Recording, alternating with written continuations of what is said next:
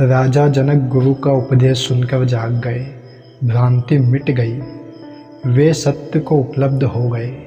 उनका अहंकार जाता रहा, कर्तापन जाता रहा, व्यष्टि से समष्टि हो गए, नया रूपांतरण हो गया।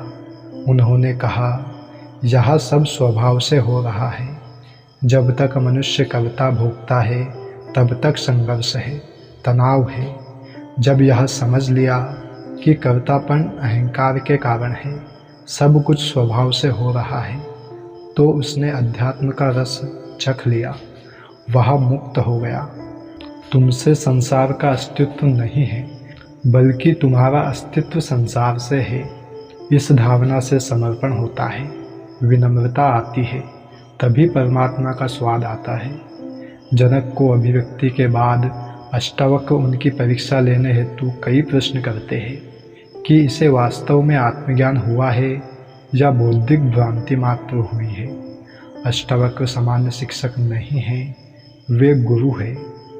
शिक्षक बौद्धिक ज्ञान मात्र देता है, किंतु गुरु अनुभव देता है, रूपांतरण करता है, मुक्त कर देता है।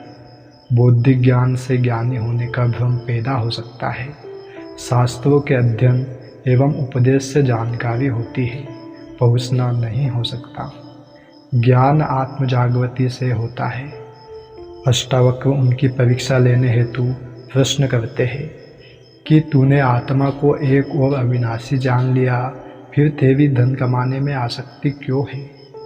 राजा जनक ने भौतिक पदार्थों का त्याग नहीं किया, कपड़े नहीं बदले, सन्यासी नहीं हुए, महल छोड़कर जंगल नहीं गए, राज्य भी नहीं छोड़ा। सब जैसा था वैसा ही चल रहा था। इसलिए अष्टावक्र पूछते हैं कि आत्मज्ञानी होकर तेरी क्या अभी भी धन कमाने में आसक्ति है? क्या अभी भी परिग्रह में तेरी आस्था है? क्या अभी भी तुझे पद प्रतिष्ठा मान सम्मान में आसक्ति है? क्या अभी भी सिंहासन में तेरी रुचि है? धन, पद, प्रतिष्ठा, सम्मान आदि की दौड़ तो अज्ञानी की दौड़ है। जिसको हीरा नहीं मिला वही कंकड़ पत्थर इकट्ठे करता है। जो स्वयं प्रतिष्ठित नहीं है वही दूसरों से प्रतिष्ठा पाना चाहता है। जिसे स्वयं में सुख नहीं मिला वही बाहरी पदार्थों में सुख ढूंढता है। आत्मज्ञानी तथा वासना साथ साथ नहीं रह सकती। प्रकाश आने पर अंधेरा नहीं रह सकता। आत्मज्ञानी के लिए सारी भौतिक संपदाएं होना बुरा नहीं है, न पाप है। धन कमाना भी बुरा नहीं है। पत्नी, बाल बच्चे, घर गृहस्थी होना भी बुरा नहीं है, किंतु इनके प्रति आसक्ति बुरी है। जो है उसे छोड़ना भी आसक्ति ही है। बिना आसक्ति के भी सब कुछ रखा जा सकता है, भोगा जा सकता है, एवं कुछ नहीं होने पर भी आसक्ति हो सकती है। अतः ज्ञान और अज्ञान का संबंध भौतिक पदार्थों के त्याग और संग्रह से नहीं, बल्कि आसक्ति और अनासक्ति से है।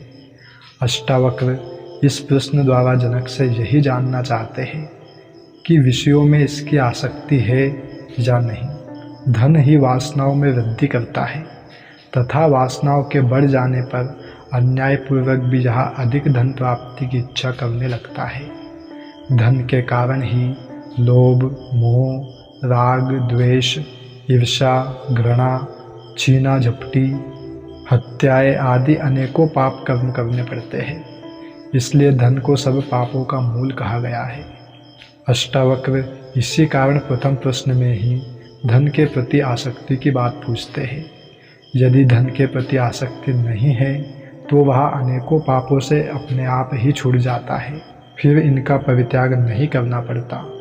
एवं धन में आसक्ति रहते इन सब बुराइयों से बचा ही नहीं जा सकता। न्यायपूर्वक धन कमाना एवं उसे भोगना स्वधर्म है, पाप नहीं है। धर्म के कहीं विरुद्ध नहीं है। सब कुछ छोड़कर लंगोटी लगाकर जंगल में भागने वाला ही धार्मिक है, एवं गृहस्थी सभी पापी है। ऐसी मान्यता मूढ़ लोगों के सिवाय और किसी की भी नहीं हो सकती। दोस्तों, अष्टावक्र आगे कहते हैं, जो स्वयं आनंदित नहीं है वही दूसरों में आनंद ढूंढता फिरता है।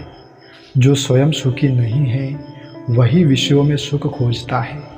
जो स्वयं तृप्त नहीं है वही दीनहीन भिखारी की तरह दूसरों से तृप्ति प्राप्त करना चाहता है, किंतु दूसरे कभी सुख आनंद नहीं दे सकते। विषयों से क्षणिक सुख मिल सकता है, किंतु शाश्वत आनंद नहीं मिल सकता। इन क्षणिक सुखों की प्राप्ति के लिए मनुष्य चोरी, हत्याएं, बेईमानी, झूठ, कपट, शोषण, रिश्वतखोरी, धोखा, फरेब सब करता है।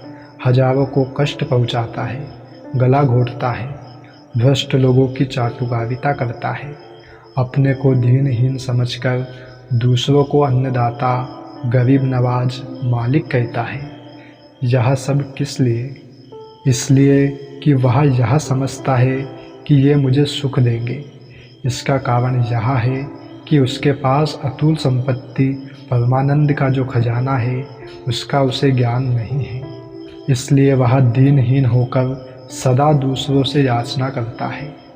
अष्टावक्र इसी तथ्य को प्रकट करते हुए जनक से प्रश्न करते हैं कि यह विश्व उस अथाह समुद्र रूपी आत्मा में तरंगों के समान शुद्ध है, जिनका कोई अस्तित्व नहीं है, न ये नित्य है। तू आत्मा रूपी अथाह समुद्र है। ऐसा तूने जान लिया, फिर महान को छोड़कर तू दीन की तरह इन क्षुद्र तरंगों रूपी वासनाओं के पीछे दौड़ता है। हीरा मिलने पर भी कंकड़ पत्थरों की आकांक्षा रखता है। ऐसा क्यों? अष्टावक्र यह जानना चाहते हैं कि यह इन क्षुद्र वासनाओं से मुक्त हुआ या नहीं।